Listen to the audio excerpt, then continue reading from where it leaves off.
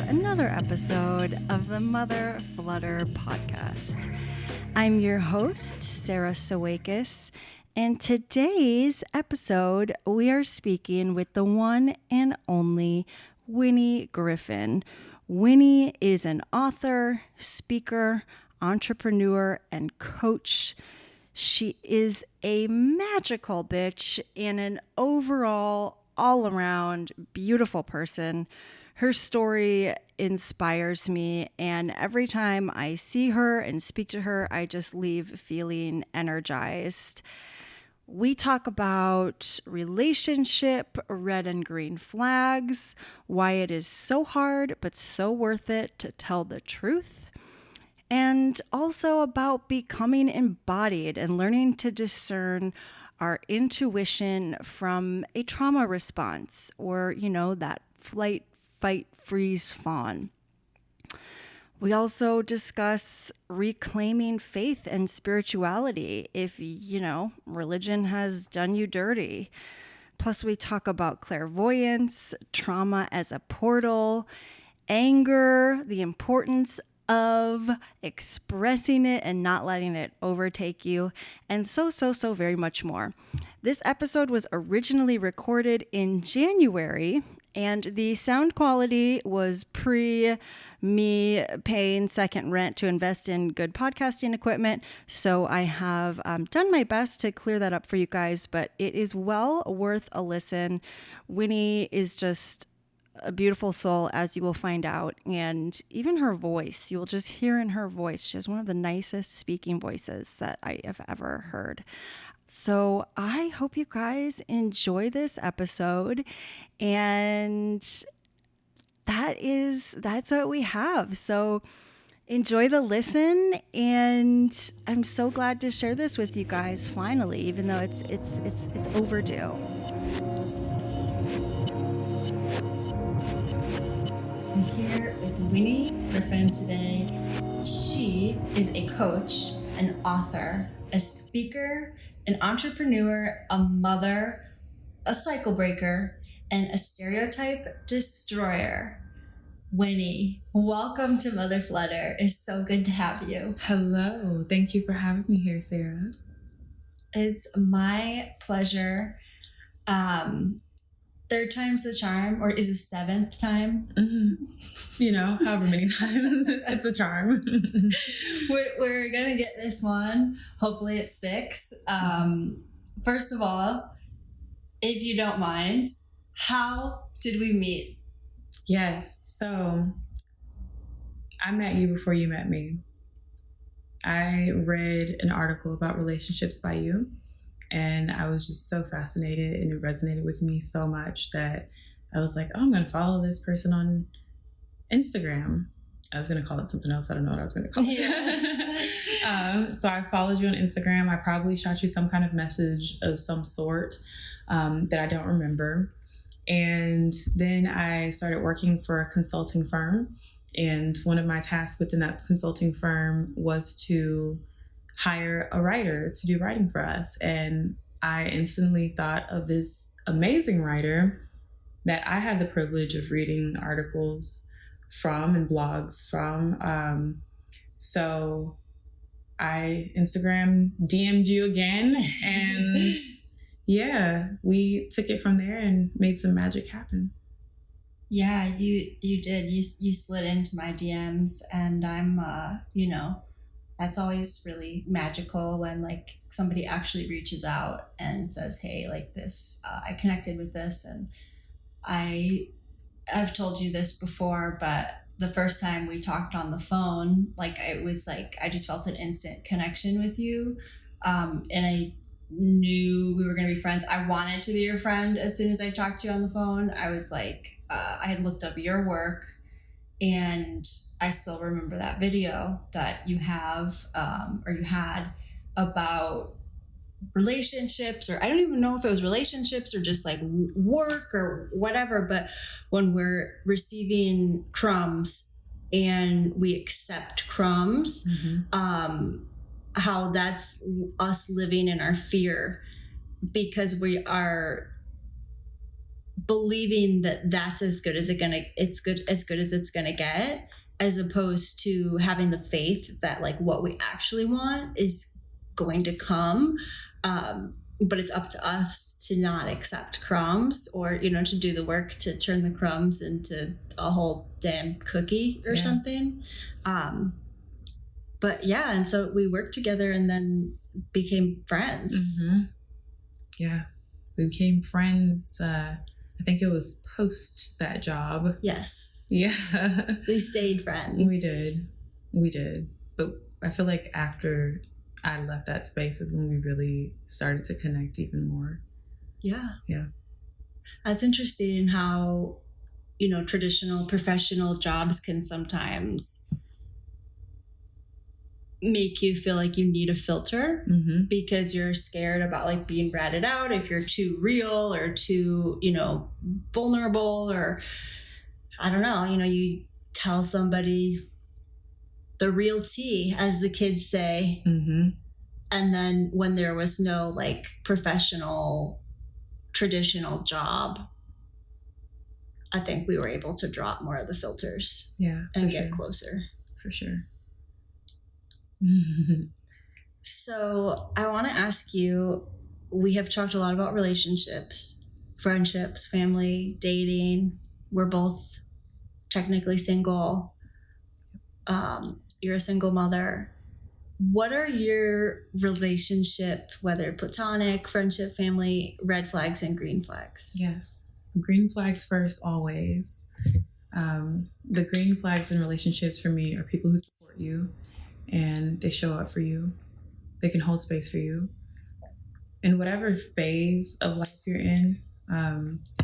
So we also talked about it a little bit where, you know, like sometimes we have our up phases, we have our down phases, our seasons, we can call them, where maybe mentally, physically, financially, holistically in some area, or maybe all of those areas, we're just like dropping. We're on our bottom, on our descent. And sometimes we're going up and up and up and up and up. And I think relationship green flags are friends who they are there for you regardless if you're going up or down, because they're not worried about that up or down.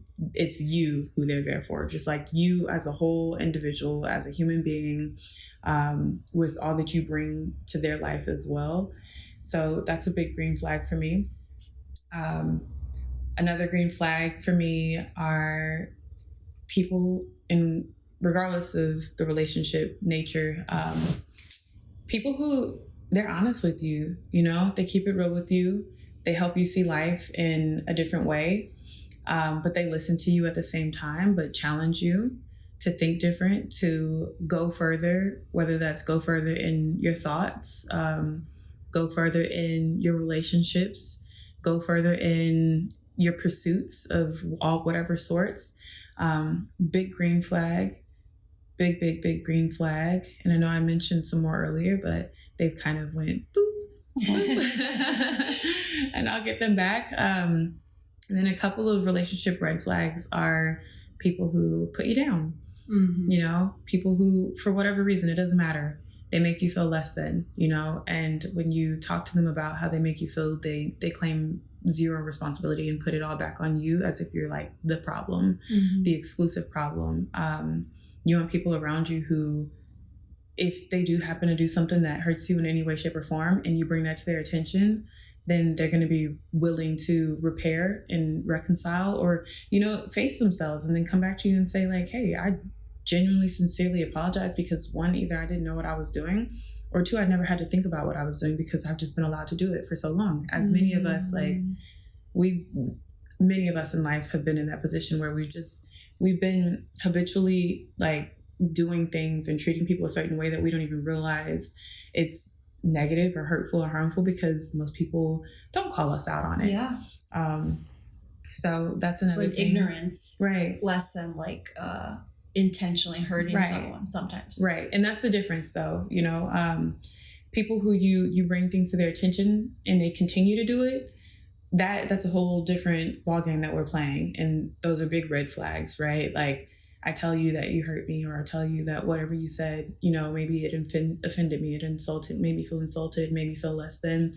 and it's just kind of like, okay, whatever, I'm sorry, but you continue to do those things, big red flag. So what if the apology is genuine and they do the things just because it's plain hard to break habits? Mm-hmm. Like, is it like a 3 strikes you're out? Is it, well, if they're working on it and going to therapy, like, or what, like, where's the line?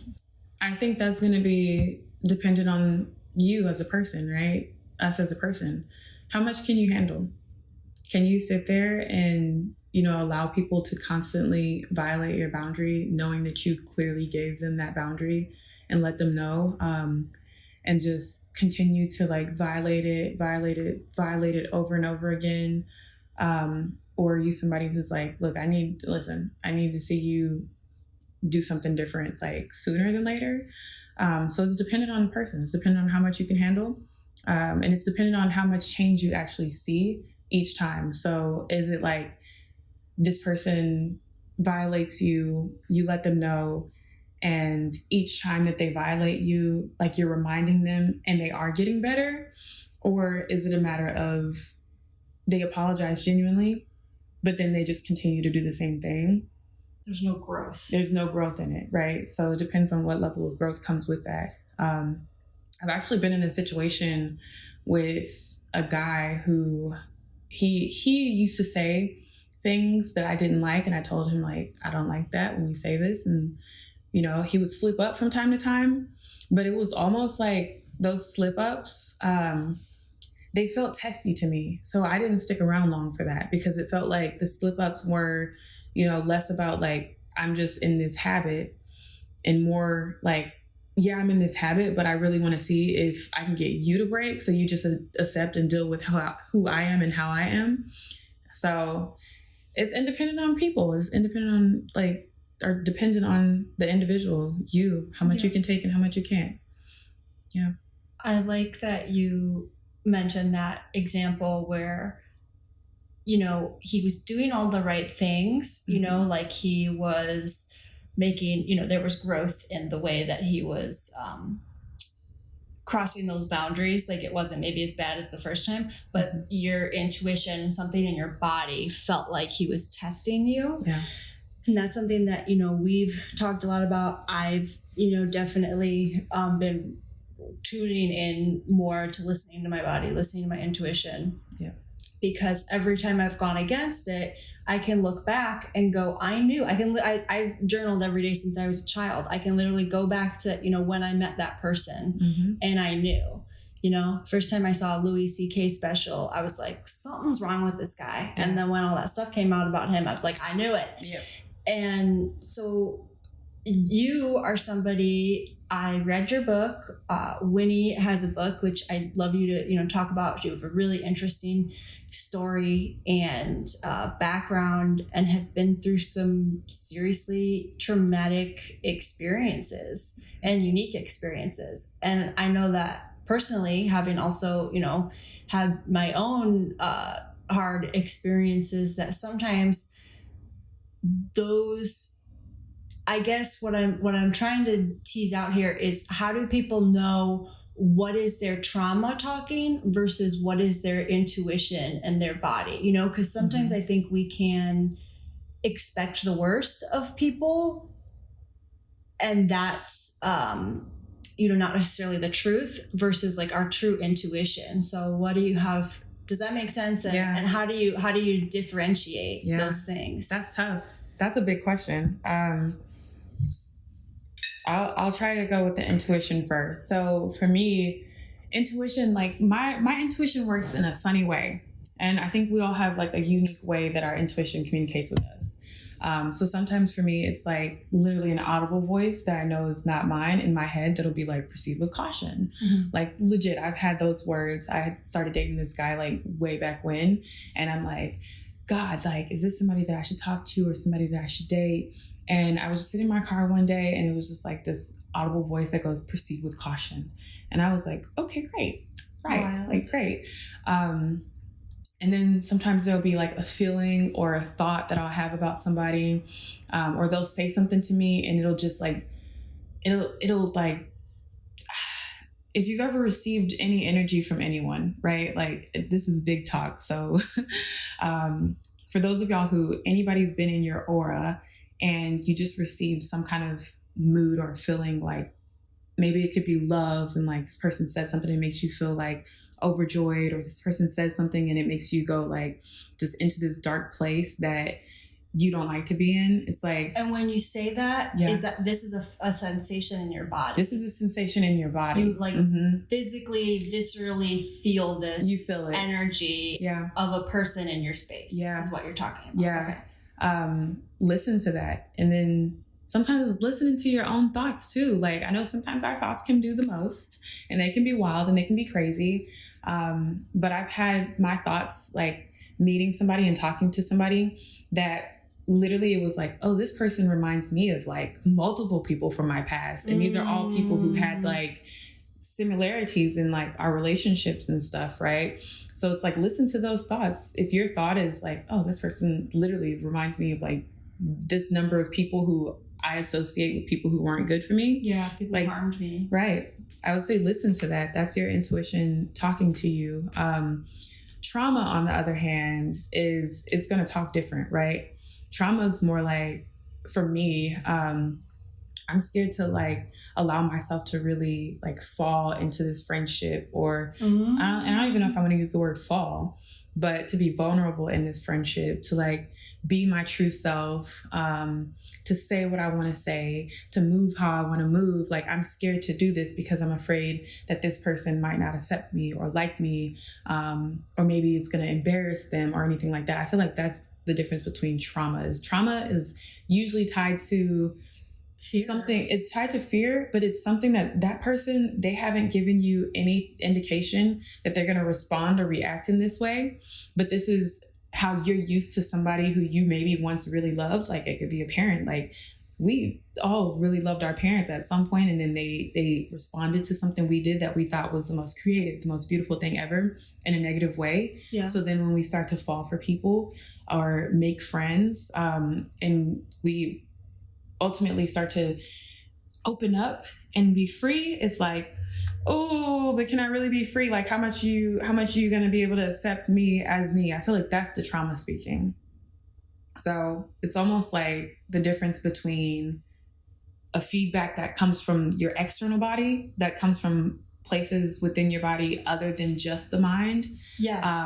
And then the trauma is more of like a feedback that's coming from an experience you had in the past that hasn't presented itself in that moment, but has the opportunity to, because of the nature of the relationship that you're either building or going to build or want to build with the person that you're about to stand in front of. Like, I just, as another example, like, imagine standing on stage, right, giving a presentation, and you lose your words and the whole crowd is like laughing, right? And then you can't even speak anymore. And after that, everybody's like, oh my God, you just like froze up there, right? And then so in the future, you get another opportunity to speak, and you've been speaking and you've been doing really well, but you get this opportunity to speak on the same stage that brings you back to this moment where you freaking froze up and everybody laughed, and then everybody reminded you of what that moment was like when you finished. Like, standing on that stage and feeling like I can't speak, that's trauma, right? Well, fight, flight, freeze, fawn. Right. And it's not that the crowd that's in front of you now is going to respond that way, but it's like the trauma of the situation and the reminders of what happened in the past are like now coming in the way. So as opposed to like my intuition is telling me that like I'm in this, I'm on this stage, right? And I'm looking at the faces of people, and these faces are really like, like, damn, this is like, I'm thinking to myself, damn, these are not my kind of people. Like, my intuition is probably telling me like, these are not my kind of people. Yeah. I'm telling them something really deep, talking about a topic that's really important. And maybe they're talking to each other, cross-talking, not even listening, right? Like, differences. So hopefully I did my best to distinguish between the two. It's hard. That makes sense. I think I have a similar experience where my intuition is almost strictly in my body. It's my trauma can sometimes create a reaction in my body, But that reaction is because of my mind. And that's because of a story I'm telling that I'm reacting to in my body. Yep. Versus intuition is me being in the present moment. What does this feel like in my body in this moment, not in the past, not because of something I'm narrating about this moment. That's my intuition. And that is what I make pretty much all my decisions on, because it's never wrong. But my trauma, but if I'm listening to the stories I'm telling myself and then listening to the reactions that will create in my body, that is not usually, or that's not always the way I want to go, because I can tell some crazy stories. Yeah, of course. And I don't want to follow those. Yeah. I think it's the difference of where is the story coming from? Where is the fear coming from? Is it coming from like just an inner knowing that maybe, is it coming from now? Right. Now or in the past? Something that somebody else said or did to you in the past. Right. Yeah. Right. Mm-hmm. So I guess this is also something, we've talked about overthinking and embodiment. And like, I guess where are you in terms of those two things? I know that you slept in my house last night. We had dinner, breakfast. You were doing your swirly dance stretches. I did my shaking weird stuff before we started this. So what are your thoughts? Where do you stand today on your embodiment practice and overthinking, and how do you use embodiment to combat overthinking? Yeah. What are your thoughts? Well, I'm a breather. Okay. Like this entire time, even like the entire time that I've been here, I've been like reminding myself, hey, breathe. Like, Same. Just come in, like breathe and allow yourself to relax a little bit. I just feel like when you are in your body in the present moment, there's no space to like go too far. Like, I don't know how to put it, because I don't make shit up. Yeah, there's not a lot of space to make shit up. It's like, it's when I'm not breathing. It's when I'm like in my thoughts about like, oh my God, what is Sarah gonna think if I tell her this story, or if I say this thing, like, and I'm not breathing, or like I'm tense. Like, I feel like that's when I'm up here in my head and I'm completely removed from the moment.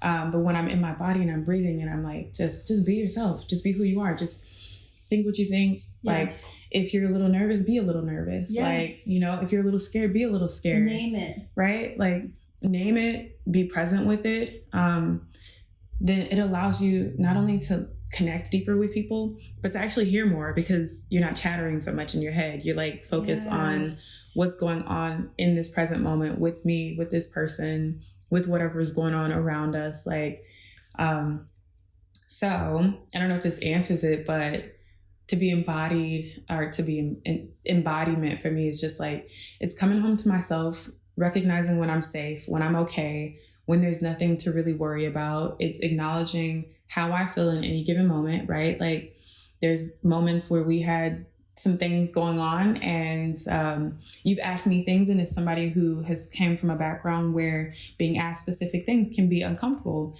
it's like, I can exist in that discomfort and still be able to like do what it is that you're asking, or I can check in with myself and take a pause and say, is this something I really want to do? And then move from that place.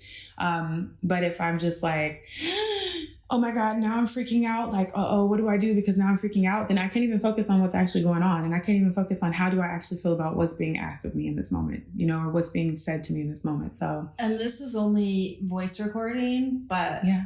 I just want to explain that when you're holding your breath, like, it's your shoulders are up at your ears and you're holding your breath. And I just want to note that, because I have been like when I was working, traditional desk type job, I would find myself in that position with my shoulders up and just not breathing and like panicked.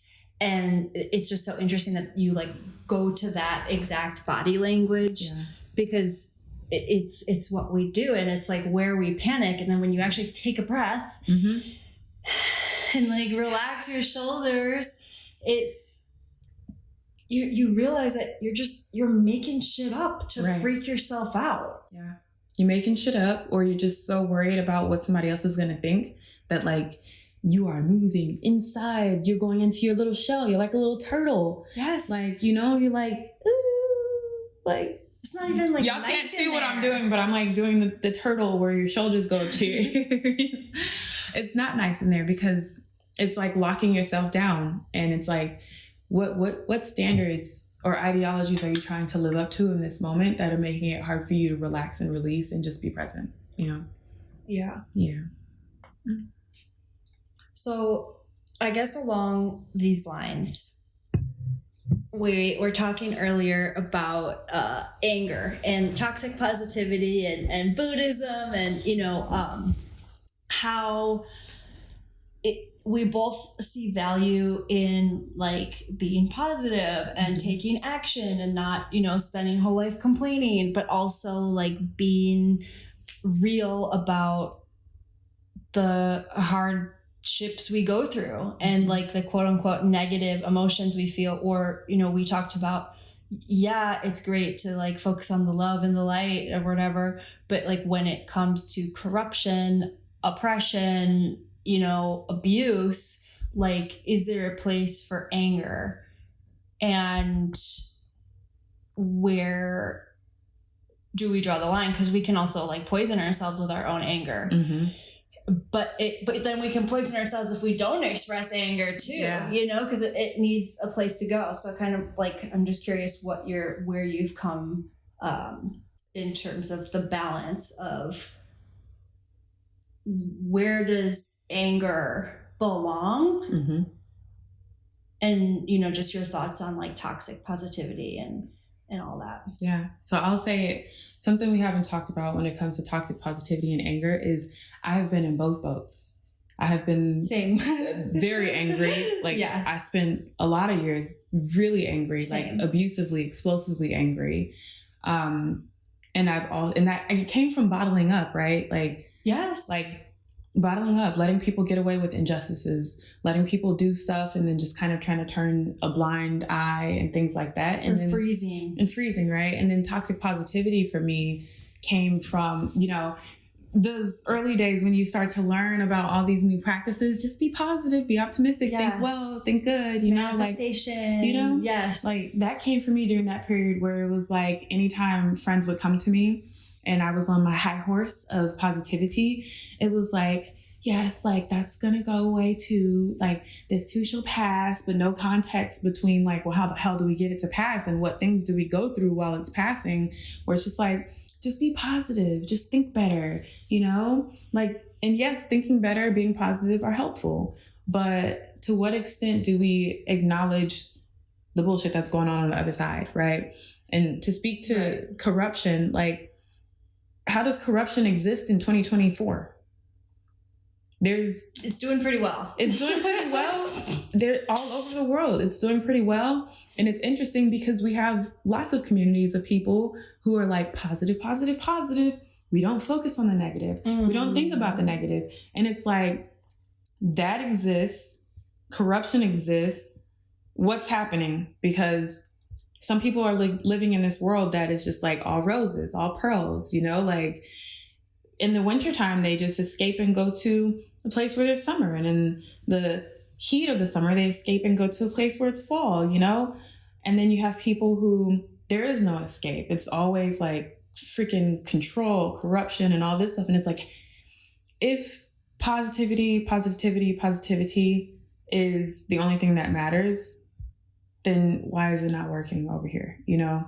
And I don't know how much sense that makes because I was thinking about it in my head. I'm like, where does this go? But at some point, if these people who are really good at living a good life can look and say, oh shit, like there's a lot of people who are not living a good life who they can't just positive think themselves out of their situation. Mm-hmm. Like, then they would probably get upset enough. And this is where the anger comes in. They'd probably get upset enough and go, we have a freaking problem. There are a whole host of human beings who are living shitty lives right now, and they don't know what to do about it. And positivity does not work. So what do? Let's tackle the actual issues. But you have to be some level of angry to tackle those issues, right? Like, I just had a semi blow up the other day Like I've been positive, been this nice person, right? Just letting things kind of slide by me. And there was a point that came and was like, okay, you know what? That is enough. Yeah. This is enough. I cannot sit here and continue to be like, oh, benefit of the doubt, because then it's just going to build up. And next thing you know, like I might look back and be like, damn, how did you get all this control over me to this person? Yeah. And it's because I just positive thoughts, benefit of the doubt to this person, instead of what I actually did was like, I had that moment where I got freaking hot. I got hot and I got upset. Physically, I got hot, like legitimately hot. And I had to breathe, but I also had to speak my mind and let this person know, like, hey, this is what you're doing. I don't like it, you know? And like, I don't know what it looks like going forward with that person, or if this is something that if we continue to talk that they would ever do again. But I felt like it set a solid enough boundary in me having the response and having that moment of anger where it's like, there's an injustice being committed against me and I'm going to stop it. I feel like it set up enough boundary and wall for that person to recognize like, hey, you don't get to just push me over. I'm not always going to be the kind person. Like, you know, life is not filled with just like roses and rainbows as much as we would want it to be, you know, and maybe we can get there, but first we have to deal with the bullshit first. Like we have to address the injustices. We have to address the bad behavior in ourselves and other people too, and move from there. And we also have to hold space to recognize that like, this is life. This is human nature, like up and down, bad and good, yin yang, all of it. Right. So yeah, hope that really like gets to the heart of this. It does, and it makes me think of another thing that we've been talking about, and I know that you have had, you know, a lot of your work is rooted in service and giving back to your community and just like very community-centered work. Yep. And when you're talking about, you know, maybe a certain group of people that has a lot of privilege and maybe, you know, not the same kind of issues like food insecurity or housing insecurity or, you know, things like that a lot of people are facing right now. You know, and those people might say, well, it's not my problem. And, you know, I'm positive thinking and, you know, whatever. And I guess it goes back to like, you know, have we lost maybe in the Western world that commitment to community and like being part of a whole instead of so individualistic and my needs are all that matters. You know what I mean? And I don't know the answer. You know what I mean? Like if I could go to Hawaii in the winter and you know, California in the summer, like absolutely I might, you know? Yeah. So again, it like comes back to like, where's that balance and can you have both? And why, I mean, why is it important for people to get angry about injustices, you know? Yeah. Like, what do you, and I don't have the answer. Like, I'm asking you a really hard question just in terms of like, why should those people care? Right. So I'll say this. There is no doubt that once I'm in the position that I want to be in fully, that I will be wherever I want to be in any season. If that means getting away from Texas scorching hot heat, heck yeah, and going somewhere better, I'm there. But at the same time, I have this belief that if there's a ghetto that exists in the world, that means the whole world is ghetto, you know? Say more. Yeah. So what that means is if there's any area, especially like, look at the United States of America, like to the world, we are this amazing place, this land of opportunity, this land of like balance and diversity and all these things. But then when you live inside of America, and then I can speak to even like Black and Indigenous people in America, it's almost like, you know, we'll give you an opportunity, like, you know, but like, we know you have all these projects and like there's so much violence and, you know, you don't have all these opportunities, but at the same time, like, that's not on me. It's like, that's my neighbor. And if we look at the whole world, if one of my neighbors in the landscape of the whole entire world is in pain constantly and is in conflict constantly or is hungry constantly, I'm still tied to them at the end of the day. Yes. So I can look around, and this doesn't mean that I have to go to their country and I have to like feed all the people. Like we don't have to be the savior, right? Right. But it looks like what part of me is contributing to the continuation of that for them? Like Middle Eastern crisis and oil, right? I'm participating in this oil industry that is linked to this Middle Eastern crisis, right? Famine in different parts of Africa, South America. If I am buying certain commodities or contributing to certain brands and things like that, it's like I'm also contributing to these people, my neighbors who are in famine and things like that. So if I do have this power to be like this person who I'm living a really great life, it's like at the same time, what parts of my life am I altering or adjusting to ensure that we decrease the amount of these people who are hurting so I can live well, you know? Yes. So yeah, that's what I think when I think of like, if there's a ghetto in the world, then we're all ghetto. It's that like, the ghetto probably exists because somebody is, what's the word for it? Like, I don't want to say it's not using, it's much deeper than using. Exploiting. Yeah. Like, let's be real. Like, yeah. And this is my opinion, but I mean, we can go into fact, but like one thing that I haven't done is upheld and like worship like the United Kingdom's royalty, because so much of what they exist on, so much of that wealth is stolen from so many parts of the world, and the people in those parts of the world that have been like pimped out essentially for their resources and goods. Yes. They went from living these beautiful lives where they were self-sustaining and they were living in the way that they wanted to live, to now they're like hungry, they're begging, they're having to be dependent on countries that they've never had to be dependent on before, right? So it's like, you can go to UK and you can see so many people who are zen and your problems are not my problems, but it's like, well, kind of like everything that you're living on and based on created my problems. So technically my problems are your problems, even if it came through generations. So what are you doing about it to actually ensure that like, not only do we undo these things for other people, or that like you at least acknowledge like you're an active participant. And this is for me too. I'm an active participant in a lot of things that I don't even know. So being more intentional about like, what do you buy? Where does it come from? You know, what do you eat? Who is that impacting? You know, like what systems are you playing a role in? Even your thoughts, like, yeah, your thoughts are positive and we like to keep it that way. But at the expense of you not worrying about other people, what's happening on the other side? Are you being positive? Or are you just turning a blind eye and pretending that nothing else is happening on the other side? Yeah. And that's in every aspect of life. I just wanted to use like really clear examples that like the whole world can probably understand.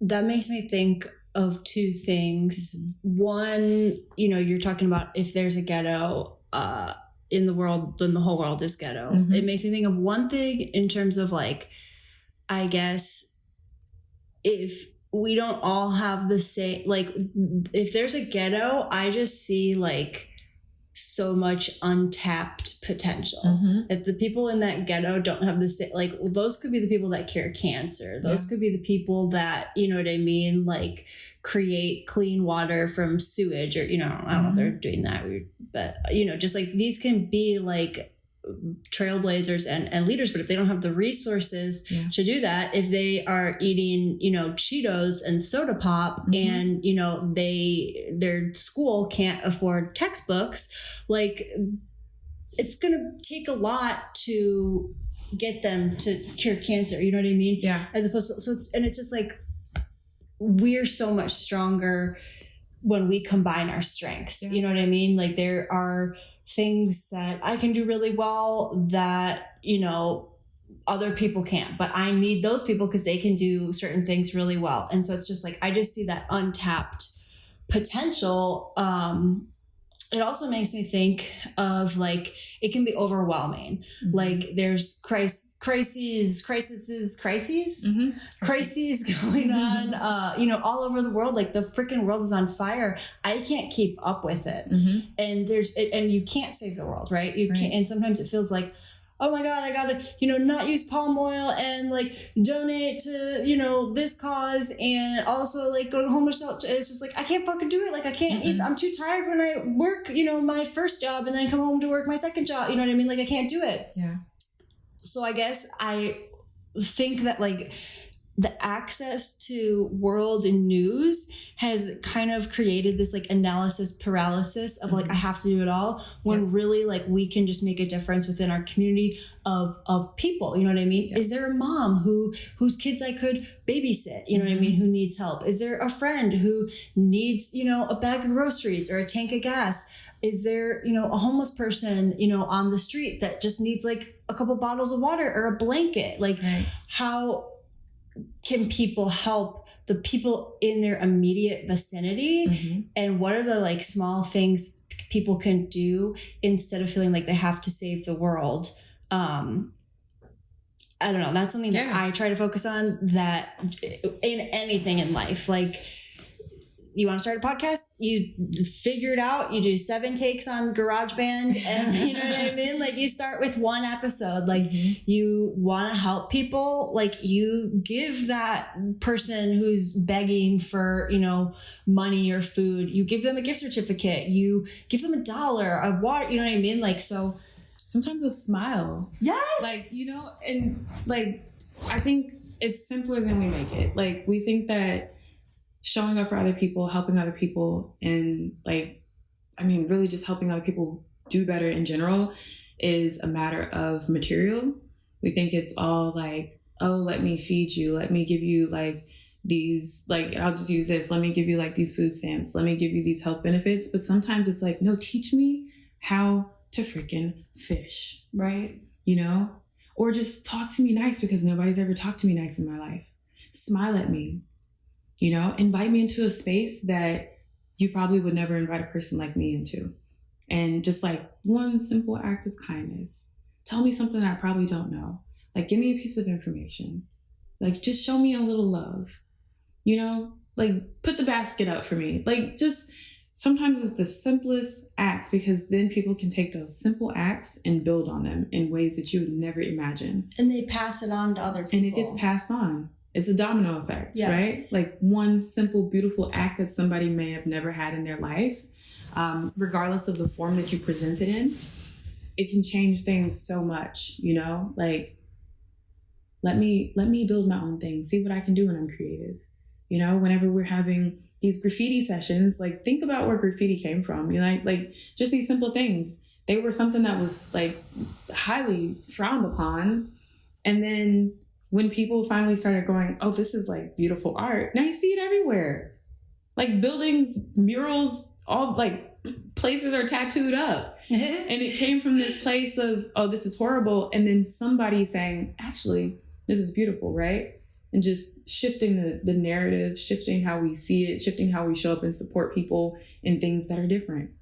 Spending time with people who are different thoughts, instead of judging harshly, or feeling like there's nothing I can do for you, or you're not my problem.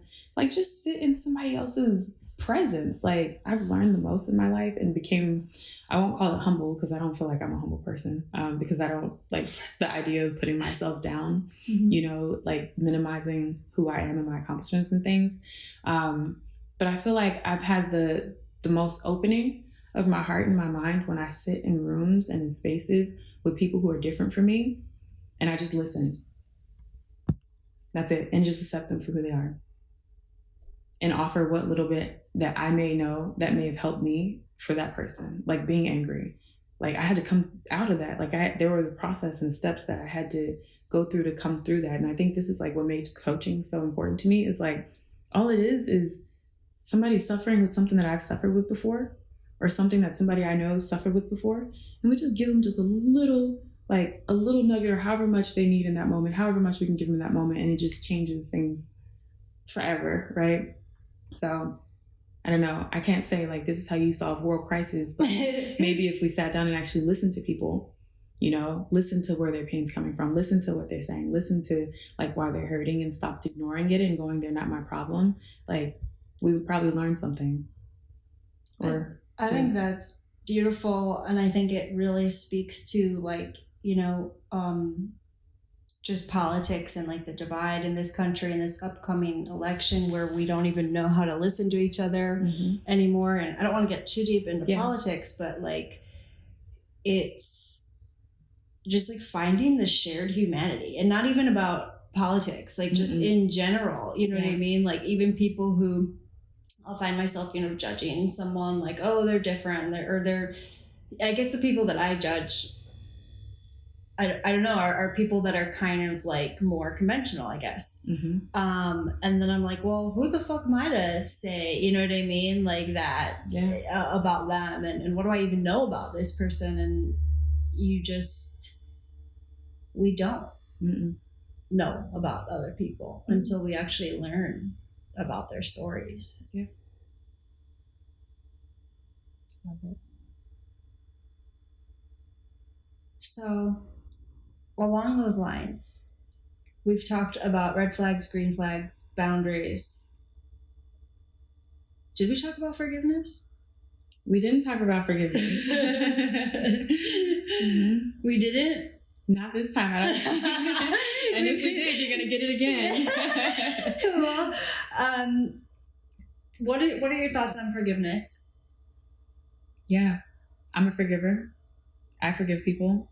And I forgive people. I would sit here and say I forgive people for myself, but I don't forgive people for just myself. I forgive people because I feel like people deserve to be forgiven. You know, like we all make mistakes. We all do stuff. And a lot of what we do that needs forgiveness comes from a place of, one, either us not knowing what we're doing, being unaware, two, it being a habitual thing that was instilled in us, or three, it comes from a place of our own pain. So, you know, when people do things towards me or against me, I'm like, I'll forgive you. That doesn't mean that our relationship's going to be in the same form that it was in prior to whatever it was that happened. It doesn't mean that I'm going to allow you access to me. It does mean that I recognize that where you are in life, this is what you're able to give to me. And sometimes that looks like things that are not okay, that are not safe, that are not feel good, or, you know, some things that may be a little abusive. So it's like I forgive people regularly, and I seek forgiveness regularly because I know I'm also somebody who makes mistakes. I do bullshit. I say bullshit. You know, I probably make people feel uncomfortable. But I think forgiveness is something that, like, it's a practice that we should all put in place regularly, just to keep ourselves knowing that I did my best, they did their best. I can't hold that against them, you know, because what's the point? Like, I feel like when I'm in a state of unforgiveness, then I'm just like collecting all these like stories and this narrative, and I'm creating this picture of this like big bad wolf horrible person. And most of the time I don't even know the half of what that person's background is or what they went through that would even put them in a position to do whatever it was they did to me, right? And same for me to other people. But forgiveness, it's important, but at the same time, knowing how to move forward and have a relationship with that person. Like, do you love them from a distance? Do you just cut them off and like send them back to where they came from and just don't think of them again? Do you embrace them more? That's a whole different conversation, you know? And I do believe like in that whole, we can forgive, but we don't have to forget, you know? We don't have to forget it. Like, we're going to remember the things that happened to us. What do we do with that? How do you reframe it? How do you take it as a lesson and do better in your life? How do you do better for the people around you? How do you allow whatever people have done to not only serve as like, I don't know, I guess like a point of gratitude where it's like, yeah, that person did that to me, but I can understand like why. And I'm grateful because now that they've done this thing to me, I know what I don't want to see more of in this life, or what I do want to see more of in this life. And so like, it's like, how do you reframe whatever action happened that was to be forgiven or that needed forgiveness, you know? Yeah, like we talked about, there's forgivable, there's no one is unforgivable, but there's unforgivable behaviors, and separating the behaviors from the people, because we are not our behaviors. That makes me think of, you know, you are extremely honest about the mistakes that you've made and, you know, the wrongs that you've done. You just lay it out there, and I really respect that and appreciate it. And I wanted to talk about, you know, telling the truth. And I think we both are, you know, truth tellers. And that comes, with its own baggage, I guess. Well, actually, it helps you get rid of the baggage. It does. But it comes with this sometimes truth tellers are punished and, like black sheeps but it's, for me, it's always been worth it to tell the truth. Yeah. Not easy, but always worth it. And I just wanted, to hear what you have to say about your experience as being a ruthless truth teller and, the backlash, but also the benefits, and why is it so important for you to be so honest in your life? Yeah. So first of all, telling the truth is not easy when you have come from families and environments where you get punished for it, right? Like, it's not an easy thing because you're always like timid. You're like, ooh, like if I say this, like, what's going to be the consequence? Like, right. What are these people going to do to me? So there's always like a little bit of fear tied into telling the truth. But there's so much liberation. Like, when you do it, it's like, y'all know where I stand. Like, you know exactly where I stand. You know exactly what I think. You know exactly what I'm telling you in this moment. I can live for the rest of my life knowing that I let that thing out and I didn't hold it inside. Yes. I feel like when we hold the truth inside, when we mask it, when we don't let it out, like, that causes like disease in the body. Yes. Like, it causes so much disease in the body, right? Yes. And then it allows these problems. And this is why telling the truth is so important for me, because when you don't tell the truth, it allows these problems in our lives that are happening to just continue to perpetuate, right? Complicit. Like, you become complicit, right? If it's abuse, you become complicit in the cycle of abuse. Or if it's corruption, you become complicit in the cycle of corruption. Yes. Yeah. I mean, it's how those systems thrive. Yes. There's too many people who are silent or who are scared or lying to cover up things. And there are, for different levels of whatever is happening, there are different levels of consequences. Yes. And people do, like, their life can be at stake, right? But at the same time, like, I might rather put my life at stake in order for people to know the truth, for people to be free and liberated, than for us to continue living in whatever cycles of pain and trauma and abuse that we're living in, that when we don't tell the truth, they just continue to go on and on and on and on. In my experience, the people and things you lose from telling the truth, not to discredit and say that there's still a grief there and there's still a pain with that loss that can happen. However, when you tell the truth, that's how you bring in the people who are like, fuck yeah, you're my person. I'm a truth teller too. Or those, jobs where you can be yourself and tell the truth, or those communities where, like, it's the way to attract, like, where you're supposed to be. Yeah. And the things that fall away, like, yes, it is painful, but those are not meant for you because that's not your truth. Right. Yeah. I love that you say that. Like, I love it so much because a lot of us, we're afraid of what we'll lose when we tell the truth. And being afraid of what we'll lose, like, it keeps us from ever being able to discover what we gain. Well, there's that scary period in between the grief and the loss of whatever it is, whether it's a job or a relationship or whatever, where it's just grief. You know what I mean? Like, the new things, in my experience, don't show up the next day. No, they don't. And so there's just this, like, free fall of trust and maybe despair even, where you're in a hole. There's like a hole, but that hole makes room for those things that eventually fill in. Yep. And then you go, thank God. You start to discover there's, like, so many more people like you out there in the world. And then you're able to come together with those people.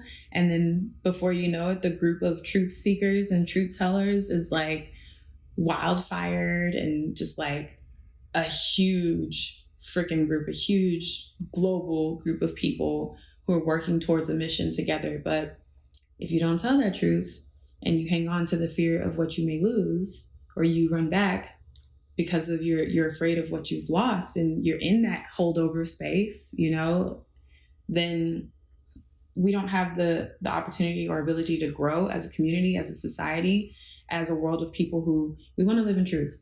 Yes. We want to live in truth. So it's the only way to solve any of the problems we talked about, you know what I mean, that we're facing in our communities, we're facing globally, is by telling the truth. Yeah. In our relationships too. And in our relationships. In our relationships too. Yes, in our families, in our workplaces, at the grocery store, gas station. Yeah. If you look at like some of the best brands, and we'll leave this to the imagination of what a best brand could be for you, right? So when we look at some of the best brands, you gotta pay to play. Hear that? Like when you look at them, they are the people who, and the groups who take the hardest feedback about how crappy, how shitty, how ineffective, whatever it was that they were giving is or was, and they incorporate that. They acknowledge that, and they go, okay, well, we'll make these changes. We'll make these changes, and they make the changes. And before you know it, it's like, wow, like, look at this beautiful thing that's created. And it came from this place of people like telling the truth and being able to accept the truth, because that's another side of it. You trust people more when they can admit that they were wrong. Yeah, absolutely. And people think it's the opposite. Yeah. That like, oh, we should never admit that we were wrong. But I trust people way more when they're like, oh, I actually don't know the answer to that. Or, I was shitty, I'm embarrassed, and I'm sorry, you know?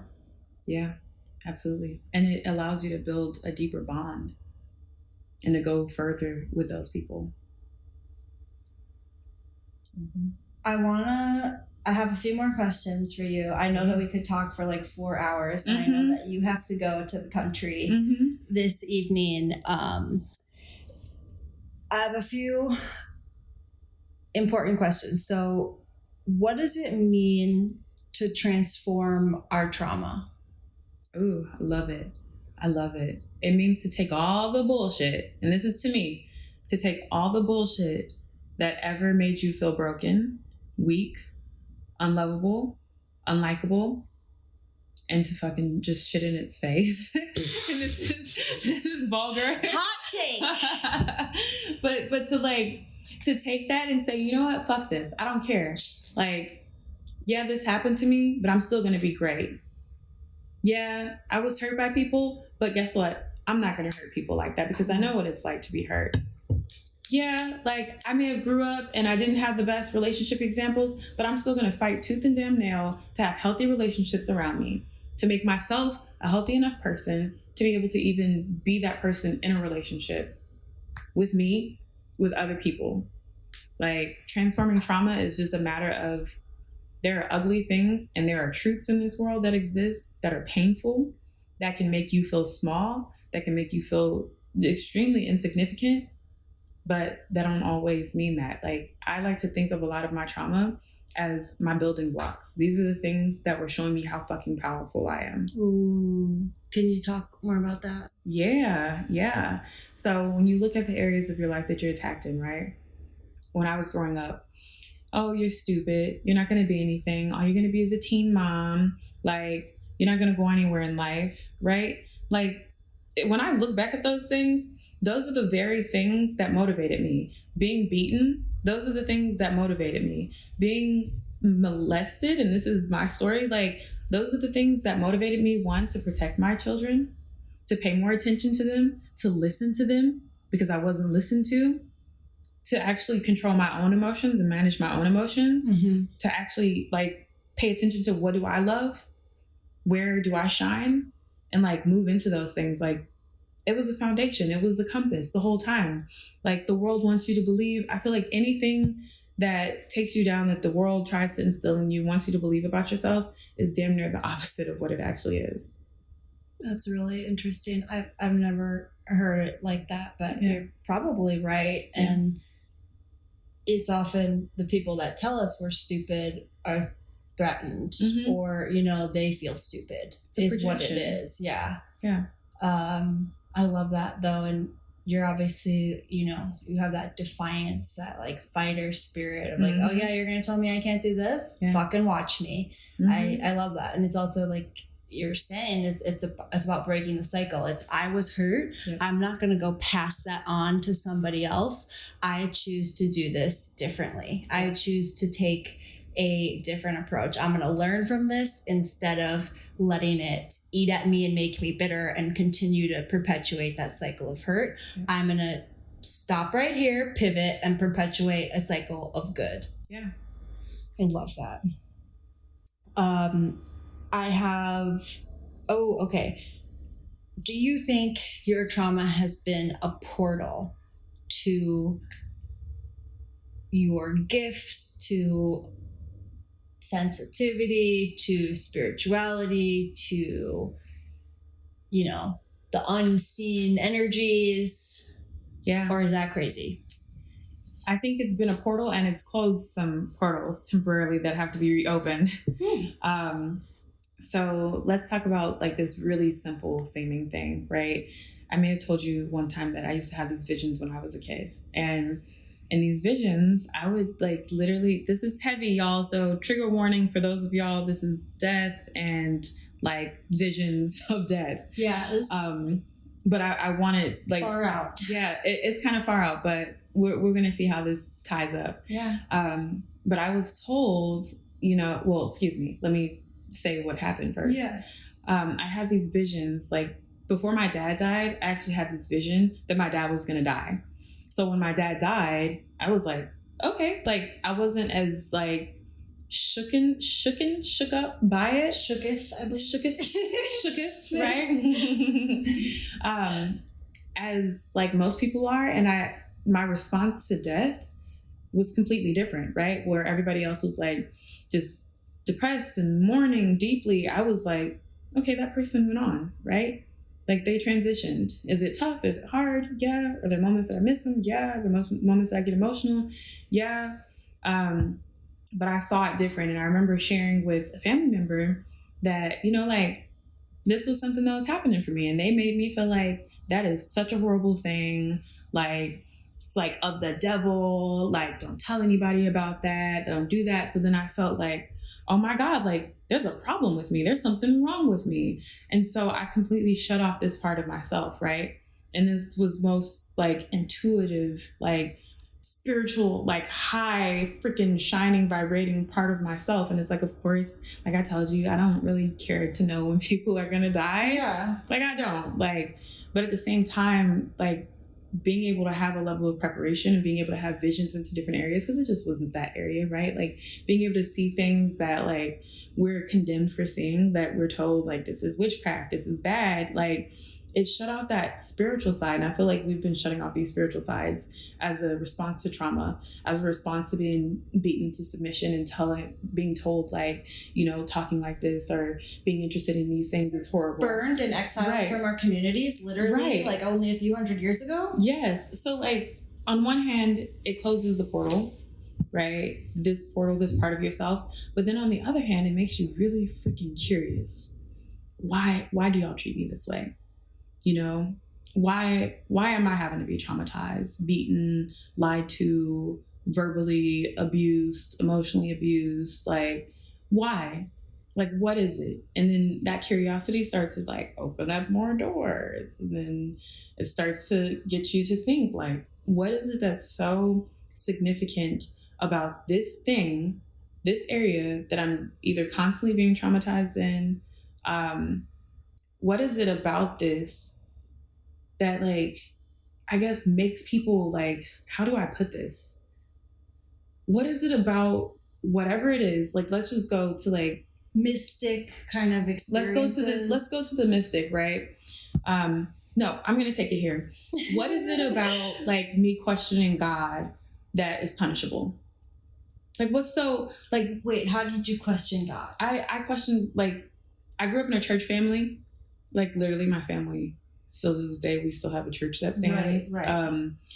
And, there would be moments where it's like, why did God give me you as a parent? Like, why is God like, like, quick question. Right. Like, why did God allow me to go through the abuse that I went through? Like, why is God allowing me to experience some of the things that I'm experiencing? And then I would get this, we don't question God, right? Like, legitimately, we don't question God. And if you're questioning God, like, you're going to go to hell, he's not going to love you. That's traumatizing, that's right? That complicit silence. Right. That's be quiet, right. Be silent, and just deal with the cycle of abuse. Exactly. And then when you get people like me, we're like, why is it that this particular subject or thing is like, why does it deserve so much trauma? What is it about it when we actually do that thing that's causing a problem? And who's it causing a problem for?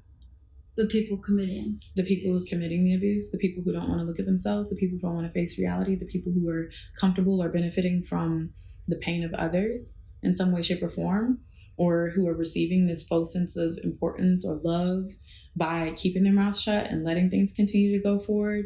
You know, the people who really don't want to open their minds, the people who, like, hey, well, the pastor doesn't get paid if people know that, like, they can handle their problems at home. If people know that, like, God isn't exclusively in that space with that person, right?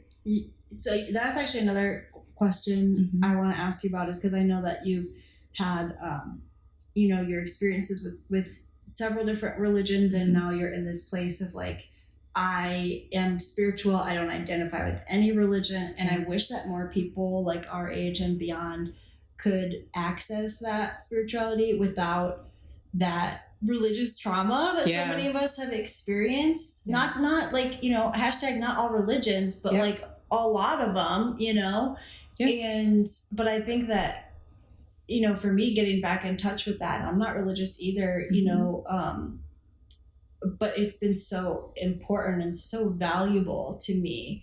And I just wish so many people didn't automatically shut down. It seems like if I say the universe, like, people are more open. But if you say God, people are like, that guy is a homophobe. And you know what I mean? Like, they have all this stuff to say. But, how I guess, what's your advice for people who are kind of curious about spirituality and, the universe and getting in touch with that, but they've had bad experiences with religion, and like, where can they start? How can they believe again? And I guess, in your own words, like, please explain how religion doesn't have to have anything to do with it. Ooh. Because like you said, God does not exist only in that space. Yeah. Ooh. Or the universe. So I would say this: do what feels comfortable for you first. Like, for me, as somebody who grew up Christian, like, I kept my Christian values, right? But at the same time, I had to start opening myself to the idea that, one, how do we come up with this idea that our way is the only right way? It started with like patriarchy and imperialism. But it's like, move away from the idea that your way of doing life, your way of doing relationship with God, or anybody else's way, including your parents, your preachers, your pastors, your monks, or whoever the people are, like, move away from this idea that they're somehow superior to you. Like, yeah, maybe they studied the books more, but at the end of the day, this is what I like to say. I know every religion, just about every religion, says my book is superior. It's the only way. It's the true way.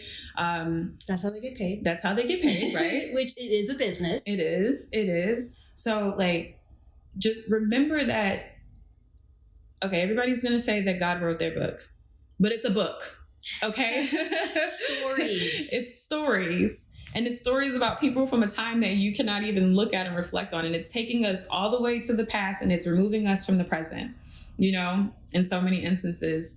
But it's like, just remember that the book is a book. And yeah, there may be some helpful stories in your book.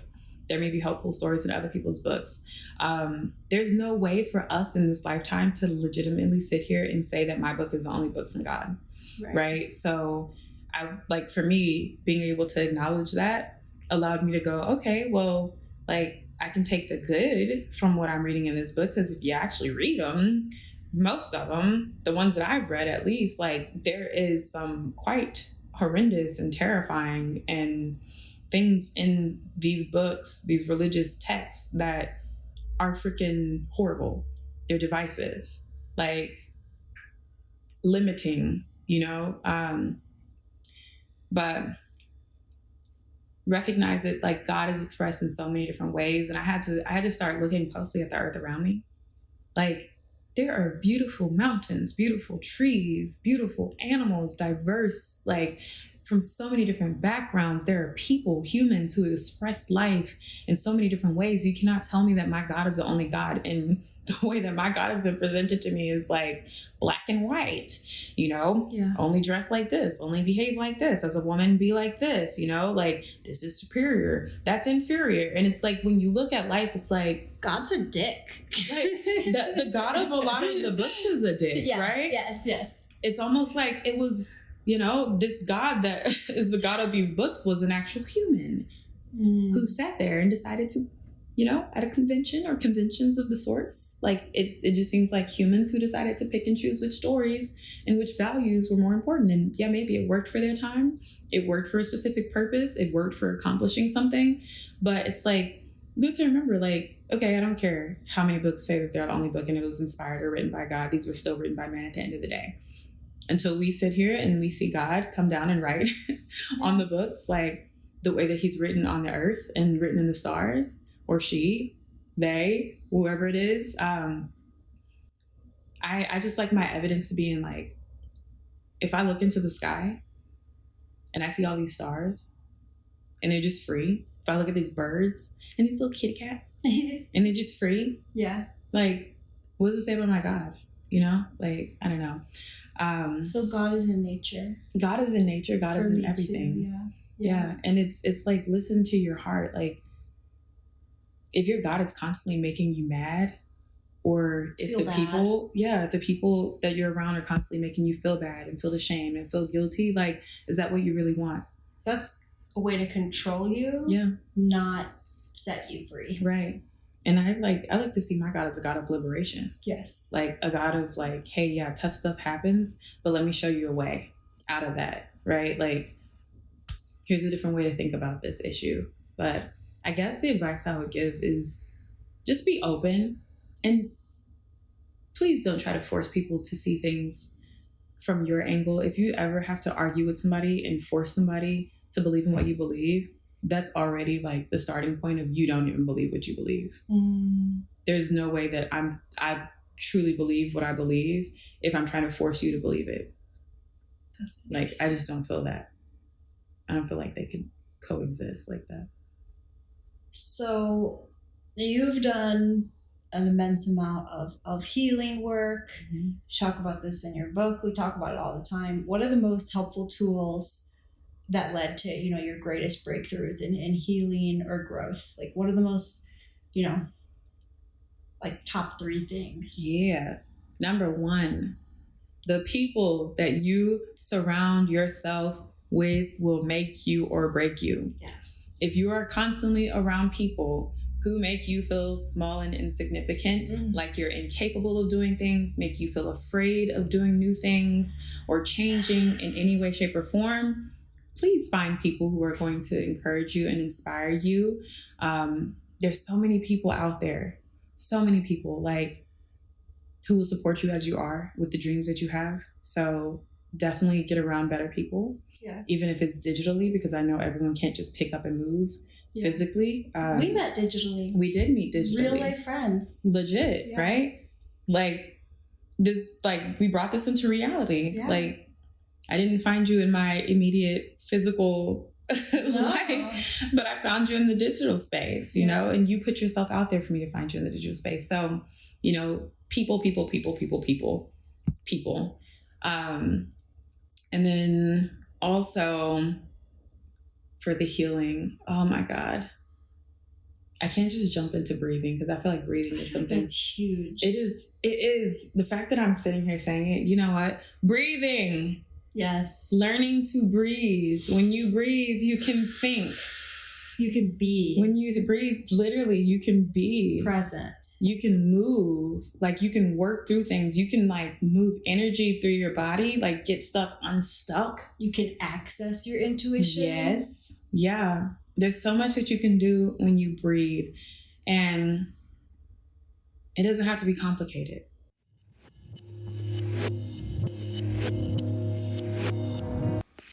Okay, so breathe, the people you surround yourself with, and lastly, trying new things, putting yourself in different environments, getting exposed to things that are different from what you're used to. You know, a lot of us take our present environment or the environment that we've grown up in, and we think that the rest of the world is reflective of that. Like, we literally think that this is how the world just is.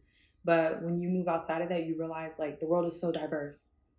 You know, if you grew up in an unhealthy family, I can guarantee you there's healthy families all over out there. Yeah. If you grew up in an unhealthy neighborhood or environment, like, or schools or whatever it is, I can guarantee you there are places that are not like that at all. There's whole communities that are probably based on the things that you want to see in your life right now that you don't even think are possible. But it's a matter of getting out there, doing the things, trying the things that you want to try, like taking that step, betting on yourself in order to access those things, you know? It's not necessarily going to happen the first time you try something new. Mm-hmm. It's just a continual following what lights you up and what you're interested in. Yep. It's not always going to be... It's not always instant. Yeah. Yeah. And sometimes in the beginning, it's going to be uncomfortable as hell. Yep. Because it is new territory. It is new space. You feel like an outsider. You feel like the person who doesn't know enough, like, you know? And it's like, ride with that. If you try something enough times and you realize, like, I just don't like this, you've given yourself a chance. And now you know more about what you don't like, what doesn't work for you, what's not healing for you. And you give yourself the opportunity to try something different. And you just try and try and try until you figure out what works for you. Like, think about the light bulb. And this is going to sound funny, but like the light bulb and whoever really created the light bulb, like, they went through thousands of, you know, different versions of this thing called the light bulb before they got to the one that actually works. Probably got electrocuted. Got electrocuted, burnt, hurt, glass in their fingers. Talk about uncomfortable. And they damn sure had people who didn't believe in them, people who knew them from where they were from, who didn't even think they were smart enough to do it, who thought this was a stupid idea, a waste of time. They could be doing something better with themselves in their life. And they did it anyway. They tried. One thing didn't work. They tried another thing. Mm-hmm. And they surrounded themselves with other people mm-hmm. who had this same crazy little vision.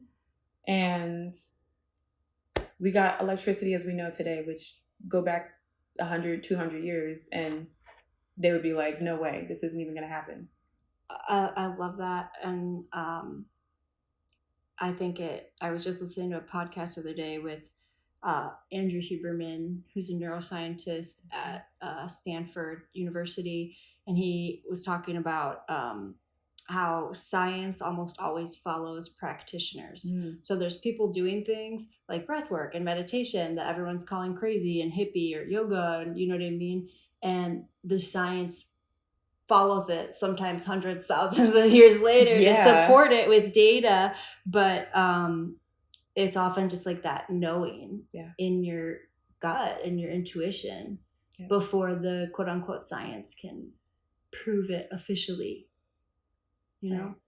Be ahead of the science. Yeah, be a practitioner. Be a practitioner. Be ahead of the science. Be ahead of what people believe about you. And don't be afraid to change things up, even if you are finding yourself in those seasons of holdover where you feel isolated, you feel like you don't have any friends, you feel like you don't have any support. When you stay true to who you are, true to the things that you want to see come to pass in your life, then guess what? It may take some time, but they start to happen. Don't give up. Like, we're both living proof of that. Yeah. And we continue to be living proof of that. So yeah. Don't give up, and it will make sense in retrospect. You don't see the blessing. You don't see the blessing when you're in it, but you see it in hindsight. Yeah. And even the worst parts, you will see it eventually. Yeah. how can people find you? How can they learn more about you? Where can they buy your book? Where do people go if they want to learn more about Wini? Yeah, so first place to just be able to access everything is Instagram at Winning with Wini, and Wini is spelled Wini. Winning is spelled like winning. I'm winning this race. With is spelled like with. I'm with you, friend. And yeah, Winnie's just the only thing that's spelled a little different. But you can go there. I have links in my bio. And if for whatever weird reason Instagram is no longer existing, or my Instagram no longer exists by the time you're hearing this podcast, I have a website. It's elevatedcommunityco.com. And people can buy your book there? And people can buy my book there. There's a tab at the top of that that literally says order my book or buy my book or something like that. You can buy my book there. You can also connect with me there. Yeah. And, Awesome. you know, you can find a friend who knows me, and somebody can find me. Ask around. Yeah. She's out there. Just ask. Mm-hmm. That's it. Well, thank you so much. Yeah, I love you. I love you too. Okay.